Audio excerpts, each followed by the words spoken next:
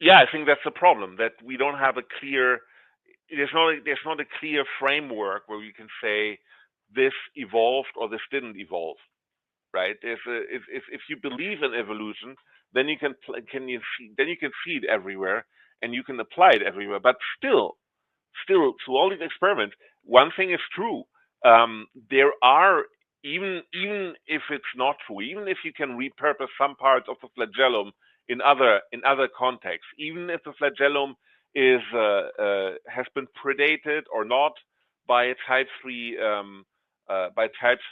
injection system in itself, it's still that there are some significant parts of it that can just not. It's just very difficult to imagine they could have come apart by natural parts, right? They could have come apart by some of the parts of the flagellum. There is some kind of basic unit that is very difficult to imagine how that might have been uh, appeared by evolution. Yeah. So one thing I think that I'm actually surprised that most people haven't brought up in this debate. So when we did the review for the 1986 Huxley Memorial debate, one of the things that Dawkins says, I think he also says this in his debate with Lennox, is that to say that, quote, God did it doesn't explain anything.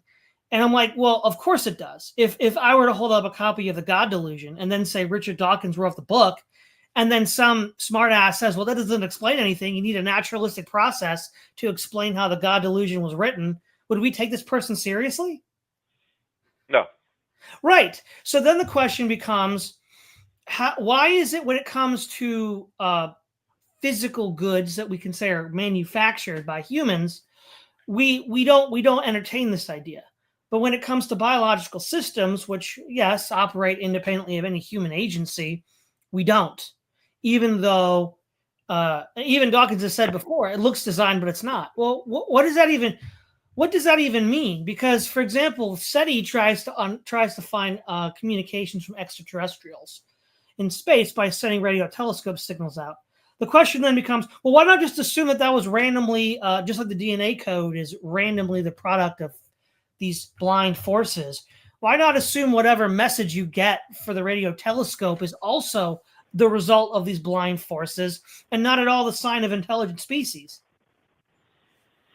Yeah, that's a good point.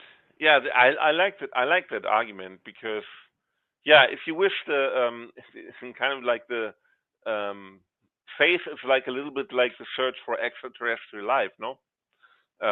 So with that, like even hardcore atheist biologists will think it's a great idea to look for extraterrestrial life, and they would just assume that there's probably life out there, not that somehow evolved like randomly and then through an intricate process it led to us, but what we hear from outside are just some intermediate processes. No, we assume that there are real that there's real life out there.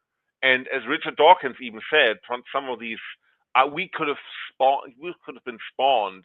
The human race could have been spawned by extraterrestrials, right? So is that so different from a creator in a way, right? It's probably not. Well, yeah, but you're right. But the point that I'm trying to hone in on here is if we have specified information which forms a language, either words on a page of a book or the four letters of the DNA code that determine which genes are selected, how do we how if you're going to argue that, okay, the God Illusion was written by Dawkins and saying Dawkins wrote it is an explanation for the information in the book, but then you're going to say, well, but the information in DNA is not the result of a coder. How do you make that call? How do you look at two things which both look like information or code or literature, at least specified complex information, and then say, well, no, one of those was the result of natural processes and one of those was not. Well, how would you even determine that? No one's even told me how you would determine that. And to me, that just seems like a glaring problem. That see the question, the debate hasn't even been framed properly yet. because you have to ask yourself to even have this debate, what is the benchmark for specified complex information that is the result of a human agent, a will, any sort of agency, and that which is not? And nobody, yeah, go ahead. Yeah, actually, if you think about it, let's imagine at one point humanity is extinct, or maybe to be a little bit more friendly, humanity has taken a rocket off the planet, and so there are no humans left on Earth, right? We have populated some planets in some light years away, and so Earth is just empty of human life. And now there is a new alien species that discovers Earth, and this alien species will see that there are books being written, right? And then they look further and they find fragments of civilization. They find some letters around and some words on other papyruses, and they come up with the idea, well, maybe these books haven't been written by someone.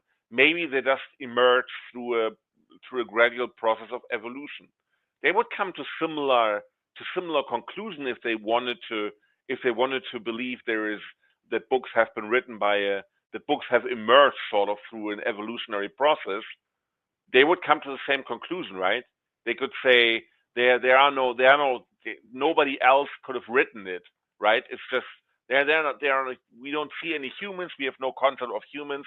So these books, they just arrived on the scene through a gradual process of evolution. They would basically say the same, right? Mm-hmm. But it's not. That doesn't mean.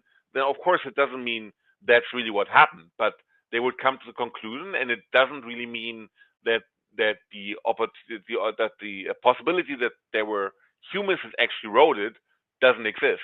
They just assume that what they say is just a gradual evolution because that somehow makes sense to them, but they can't. That really doesn't refute that there are actually creators or authors of this book existing. Right? It's a good point. But also to add to your point, if you were to hear a signal in space with SETI, why not just assume, like the specified complexity of information in the DNA, that's just some accident of the background radiation?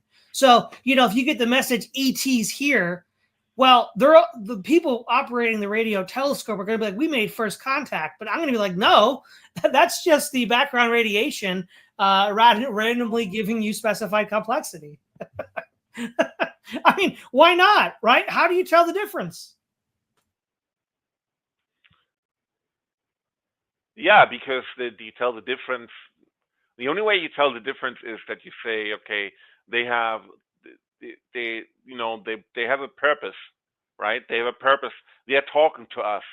These messages are for us or for anyone like us who might listen into them, right? They've been sent out for a purpose. That you would surmise that, right? Because it's far too significant and it fits to us, right? It fits to us. It's not some random evolutionary. And I don't mean even like that's just random rolling the dice, but it's not an evolutionary process. It has been sent with a purpose, and maybe that's the difference, right? There's a purpose behind it, and that makes a difference between something being due to creation or due to random evolutionary change. Right. Okay. That's an important point to touch on here, because the problem that I have with modern scientific assumptions is that there isn't a telos or purpose in nature. Because what you're talking about is telos. If somebody's giving you a message, there's a purpose for that message, right? Right. So let's take this out of the hands of the creationist evolution debate and go back to Aristotle. Aristotle said that natural processes had goals, and his famous example was the acorn, which had the potential to become a tree. And when it became an oak tree, it actualized that potential. And of course, he argues that telos is baked into the concept of the acorn. Okay. Now, I would argue with Aristotle, right, that all of these biological functions do have purposes. And if purpose is part of because it has a process that it maturates into, unless through death or destruction, that process is disrupted. and that itself is a goal, that itself is a purpose. And if we're going to use the SETI example of, ET is here, then I would argue that biological systems do meet that criteria. But the problem is, this actually goes back to even before Darwinian theory. Western philosophy moved away from formal and final causes in nature, which, as far as I can tell, wasn't actually ever justified.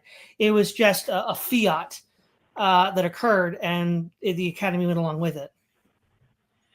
Yeah, certainly there's a lot of historical and political realities that intersected with it here, right? So I would even say there was a concerted effort in the West to do away with religion. Most famously in the French Revolution, they just completely decapitated the Catholic Church, and to this day they have a separation of state and church in France, right? And then the church was pushed back as sort of like getting into elite theory here, but the church was pushed away as an authority, as a ruling class. So what we basically see in the evolution and creation debate is some echoes of that of the wish of doing away with the church as a ruling class in a way, right? So many of these things, the deeper you go, the more you realize that there is at least the creationists don't there's not an concept that has aged out. There's many aspects of it that you can find that are completely perfectly explainable and could be perfectly part of our scientific canon nowadays, but they are somehow not, because there's an effort to get the religion away from the public sphere, which is an effort of a secular ruling class to get rid of a religious ruling class, which has been going on, I would say, until the middle of the 1819th or middle of the 19th century in earnest, right?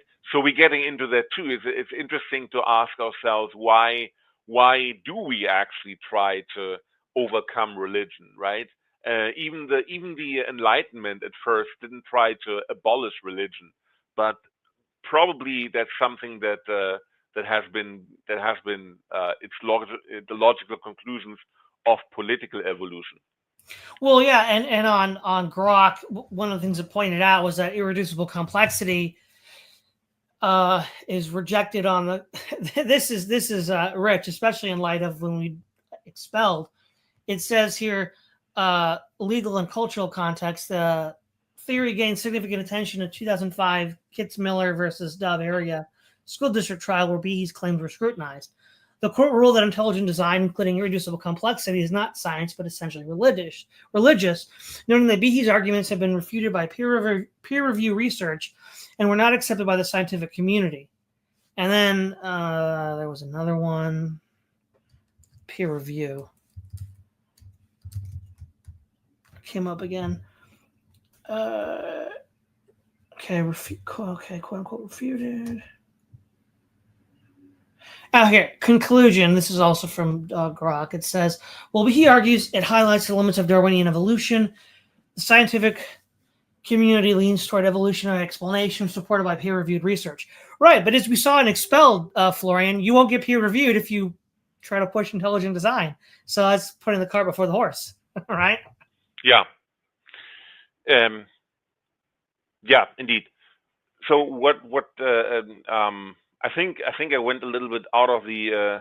I think I left the trajectory of the core of this discussion.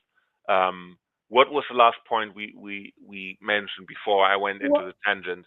Oh no, that was okay. No, so what led to this? I think it's related. So I was arguing that the debate itself isn't properly framed, because if we're going to argue that specified complexity in the form of Richard Dawkins' The God Delusion is evidence of design and evidence of Richard Dawkins writing the book, why is that specified complexity not evidence of design in DNA? And then furthermore, if you're going to have a radio telescope pointing to space and you get a message back that says ET is here, why not just assume that's background radiation of the universe giving you a random specified complex message like in the DNA code. Nobody would assume that. They would assume that that is an intelligent life form. Well, then that begs the question, when is specified complexity sign of intelligence and when is it not? And as far as I can tell, nobody's even begun to define the parameters for that. And to me, that seems to be one of the biggest problems with this entire debate. Yeah,